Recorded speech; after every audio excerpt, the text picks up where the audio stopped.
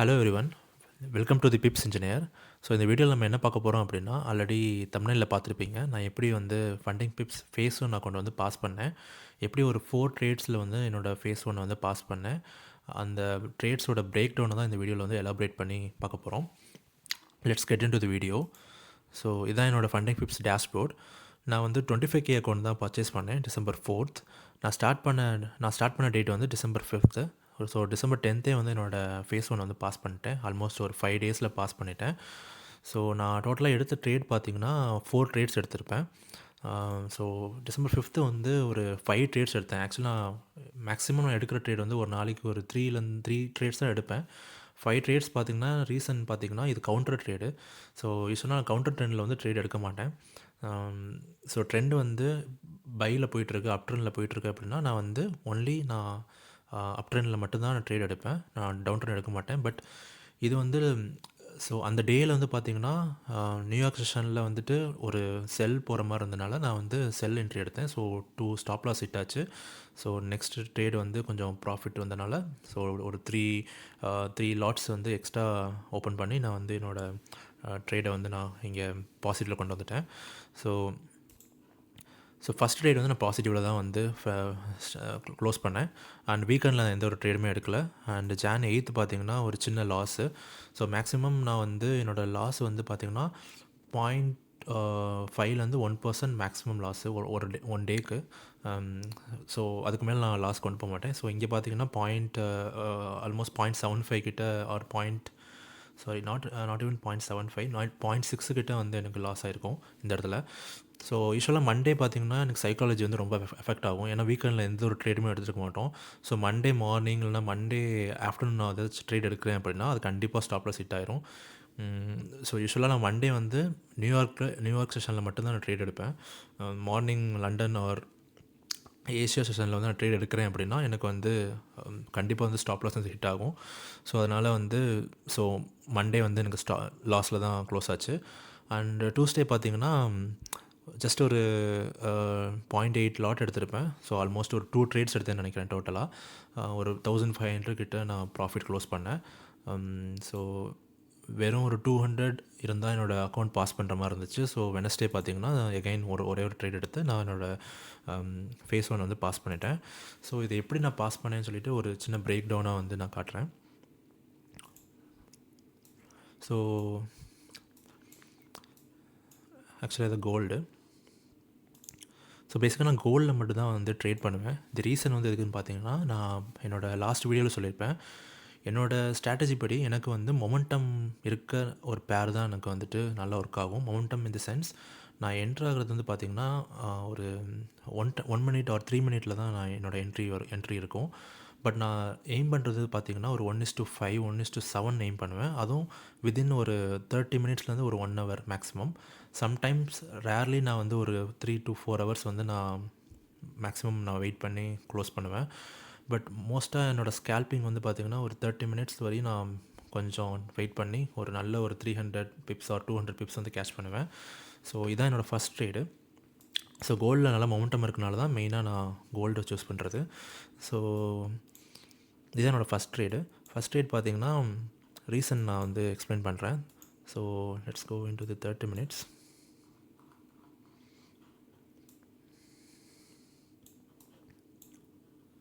Okay, so இதுதான் வந்து பார்த்திங்கன்னா 4 hour range, higher high and higher low. So இந்த 4 hour ரேஞ்சுக்குள்ளே தான் வந்து மார்க்கெட் வந்து கன்சால்டேஷனில் இருந்துச்சு. ஸோ இந்த 4 hour ரேஞ்சுக்குள்ளே ஒரு சின்ன ஒரு 1 hour higher high and higher low இருந்துச்சு. ஸோ எனக்கு என்னென்னா வந்துட்டு மார்க்கெட் வந்து ஒரு நல்ல பை ட்ரெண்டில் போயிட்டுருக்கும்போது வந்துட்டு ஒரு கன்சால்டேஷனில் இருக்கும்போது ஓகே, நியூயார்க் செஷன் வந்து ஓப்பன் ஆன ஒரு 9 o'clock 9:30க்கு நியூயார்க் செஷன் ஓப்பன் ஆச்சு. அந்த டைமில் பார்த்திங்கன்னா எனக்கு ஒரு டபுள் லிக்விடிட்டி வந்து எடுத்துருந்துச்சு. ஸோ இது வந்து ப்ரீவியஸ் ஹையோட லிக்விடிட்டி, ஆல்சோ இங்கே ஒரு லிக்விடிட்டி இருக்குது. So 2 liquidity எடுத்துருந்துச்சு. ஆல்மோஸ்ட் அந்த கன்சல்டேஷனில் இருக்கனால இந்த ஹையை வந்து பிரேக் பண்ணாதுன்னு சொல்லிட்டு ஒரு அசம்ஷன் தான். இது வந்து கம்ப்ளீட்டாக வந்து ஒரு A+ செட்டப்னு சொல்ல முடியாது, பட் ஒரு A செட்டப்னு சொல்லலாம். ஏன்னா வந்து கன்சால்டேஷனில் இருக்கனால மொமெண்டமும் வந்து நியூயார்க்கில் இருக்குன்னு சொல்லிட்டு நான் வந்து இங்கே ஒரு செல் என்ட்ரி பார்த்தேன். ஸோ 5 மினிட்ல காமிட்றேன்.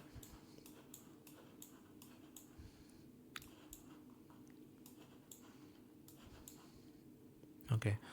ஸோ இங்கே ஒரு செல் என்ட்ரி. பட் என்னோட ரூல் படி பார்த்தீங்கன்னா, நான் வந்து ஒரு செல் என்ட்ரி எடுக்கிறேன், லைக் என்னோட ட்ரெண்டுக்கு ஆப்போசிட்டான ஒரு என்ட்ரி எடுக்கிறேன் அப்படின்னா, நான் மேக்ஸிமம் 1:2 ஆர் 1:2.5 தான் மேக்ஸிமம் நான் எய்ம் பண்ணுவேன்.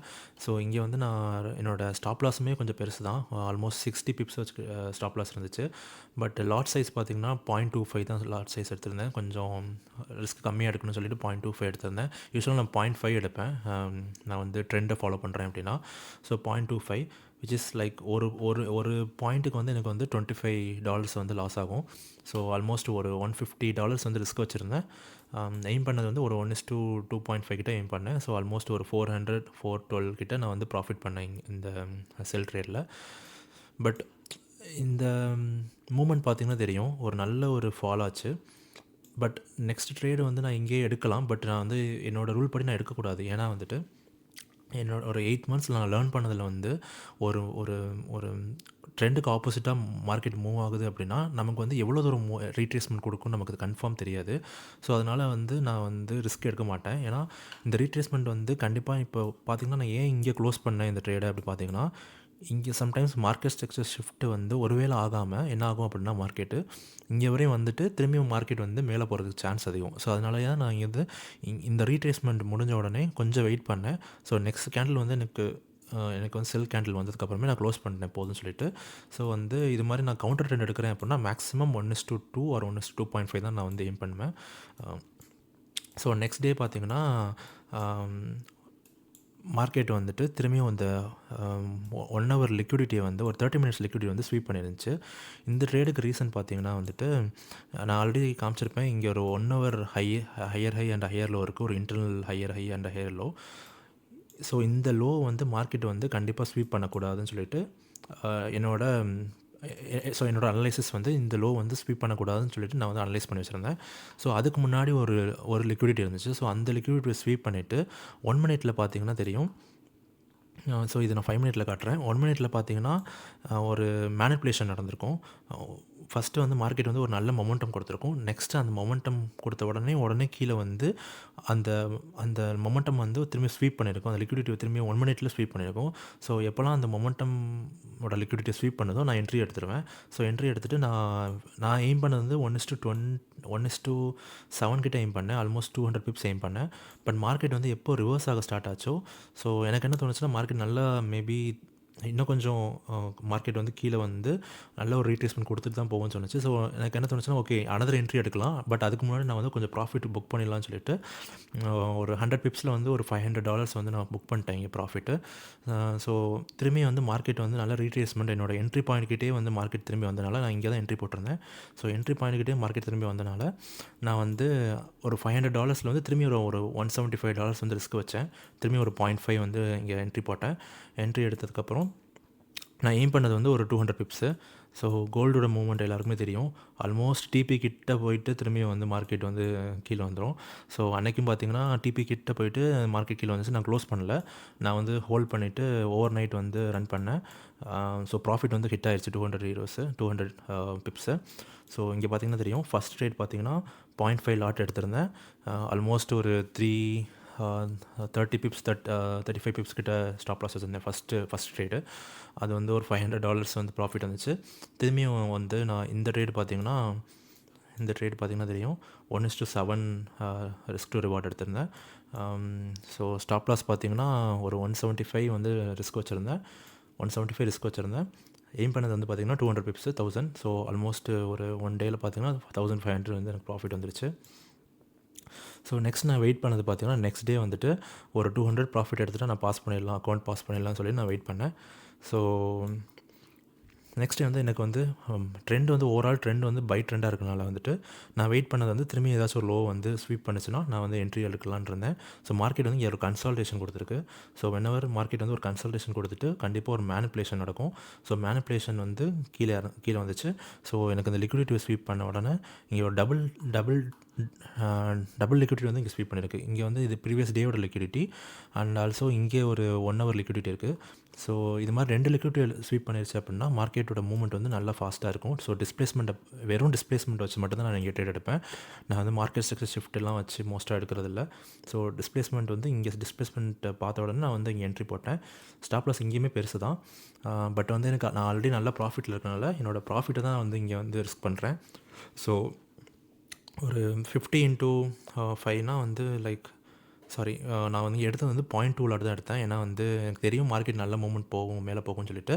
ஸோ மொமெண்டம் இருந்தனால வந்து நான் வந்து இது வந்து ஆக்சுவலி இது வந்து ப்ரீ லண்டன். ஸோ ப்ரீ லண்டனில் வந்து மூமெண்ட் கொஞ்சம் அதிகமாக இருக்கும். ஸோ அதனால் வெயிட் பண்ணி ஒரு 0.2 தான் எடுத்தேன். ஸோ 20 இன்ட்டு 5 வந்து நான் வந்து ஆல்மோஸ்ட் ஒரு $100 கிட்ட நான் ஸ்டாப் லாஸ் வச்சுருந்தேன்.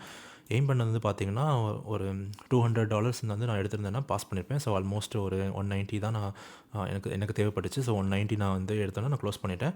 ஸோ வித்தின் திஸ் 3 ட்ரேட்ஸ் வந்து பார்த்திங்கன்னா நான் என்னோடய அக்கௌண்ட்டே பாஸ் பண்ணிட்டேன். ஸோ இது வந்து நான் எப்படி ஃபேஸ் 1 வந்து பாஸ் பண்ணேன் அப்படின்னு சொல்லி தான் இந்த வீடியோவில் போட்டிருக்கேன். ஸோ பேசிக்காக என்னோடய ஸ்ட்ராட்டஜியில் நான் ஃபோக்கஸ் பண்ணுறது வந்து ட்ரெண்டை ஃபாலோ பண்ணணும். சேம் டைம் வந்து பார்த்திங்கன்னா ரிஸ்க் டு ரிவார்டு வந்து கொஞ்சம் அதிகமாக இருக்கணும். ஸோ நான் வந்து வின் ரேட்டை வந்து கன்சிடர் பண்ணிக்க மாட்டேன். ஒரு நாளைக்கு 2 to 3 ட்ரேட்ஸ் வந்து நான் வந்து எய்ம் பண்ணுவேன். நான் வந்து எய்ம் பண்ணுறது வந்து ஒரு கீ பாயிண்ட் வந்து நான் ஆக்சுவலி வந்து எய்ம் பண்ணுவேன். அந்த கீ பாயிண்ட்டில் வந்துட்டு மார்க்கெட் வந்துட்டு ஒரு நல்ல ரிவர்சல் இல்லைனா வந்து நல்ல ஒரு மொமெண்டம் இருக்குது அப்படின்னா அங்கே வந்து நான் வந்து ரிஸ்க் வந்து ரொம்ப கம்மியாக வச்சுட்டு ரிவார்டு வந்து கொஞ்சம் அதிகமாக நான் எய்ம் பண்ணுவேன். 1:5 or 1:7 எய்ம் பண்ணுவேன். ஸோ ட்ரெண்டை ஃபாலோ பண்ணிச்சு அப்படின்னா கண்டிப்பாக வந்து நான் வந்து 1:7, 1:8, சம்டைம்ஸ் 1:10 வந்து நான் எய்ம் பண்ணியிருக்கேன். ஸோ மேக்ஸிமம் நான் வந்து கேட்ச் பண்ணுற பாயிண்ட்லாம் பார்த்திங்கன்னா 200 or 300, சம்டைம்ஸ் 400 பிப்ஸ்லாம் வந்து நான் கேட்ச் பண்ணியிருக்கேன்.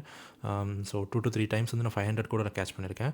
ஸோ இது மாதிரி தான் வந்து நான் ஒரு 8 monthஸில் வந்து நான் லேர்ன் பண்ணதில் வந்து என்னோடய ஸ்ட்ராட்டஜி ரிஃபைன் பண்ணி எப்படி வந்து ஒரு ஃபண்டிங் அக்கௌண்ட்டை வந்து ஒரு 3 days or 4 days ஆர் 1 வீக்கில் வந்து பாஸ் பண்ணுறது ஃபேஸ் 1. ஏன்னா ஒரு ஃபண்டிங் ஃபேஸில் வந்து நீங்கள் ரொம்ப நாள் இருந்தீங்க அப்படின்னா கண்டிப்பாக அதை பாஸ் பண்ணுறது கஷ்டம்.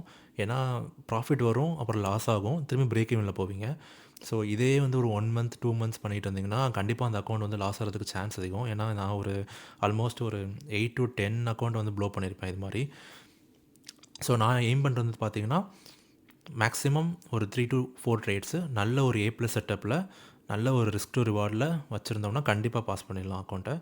ஸோ நெக்ஸ்ட் வீடியோவில் வந்து என்னோடய ஃபேஸ் 2 அக்கௌண்ட் வந்து நான் எப்படி பாஸ் பண்ணேன், ஃபேஸ் 2 சேலஞ்ச் வந்து எப்படி பாஸ் பண்ணேன், அந்த ஃபேஸ் 2 பாஸ் பண்ணுறதுக்கு முன்னாடி சைக்காலஜிக்கலாக எனக்கு கொஞ்சம் அஃபெக்ட் ஆச்சு. நான் வந்து கொஞ்சம் லாஸில் தான் இருந்தேன். ஆல்மோஸ்ட் ஒரு 1500 கிட்ட லாஸில் இருந்தேன் என்னோடய 25K அக்கௌண்ட்டில். பட் பார்த்திங்கன்னா ஒரு 2 ட்ரேட்லேயே பார்த்திங்கன்னா பாஸ் பண்ணிட்டேன்.